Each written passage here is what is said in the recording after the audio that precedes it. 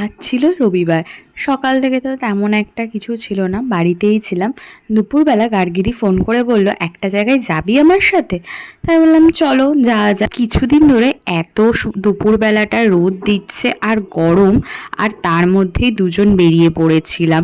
প্রচণ্ডই এই দিন রোদ ছিল, কিন্তু হাওয়াটাও সেই রকম লাগছিল। যাচ্ছিলাম গার্গিদির একজন দাদার বাড়িতে, গার্গিদি হেয়ার কাটিং করবে সেই জন্য। আর গিয়ে দেখো এর সাথে আমার আলাপ হলো। গার্গিদির সাথে আগেই পরিচয় ছিল, ওর জন্য গার্গিদির গায়ের কাছে রয়েছে। ওর নাম হলো বাবান। প্রচুর গল্প টল্প হচ্ছিল আর ইয়ার্কিও হচ্ছিল। দাদাটা ভীষণ ভালো ছিল ওর জন্যই। আর এখানে গার্গিদির হেয়ার কাটিং চলছে।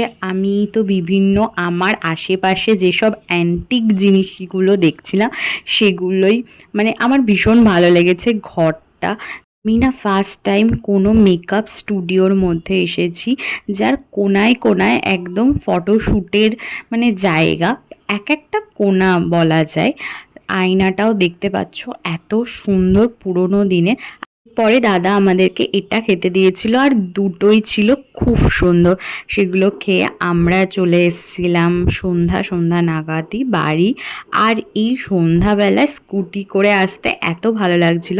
এরপর চলে গেছিলাম একটা ডান্স প্র্যাকটিস করতে।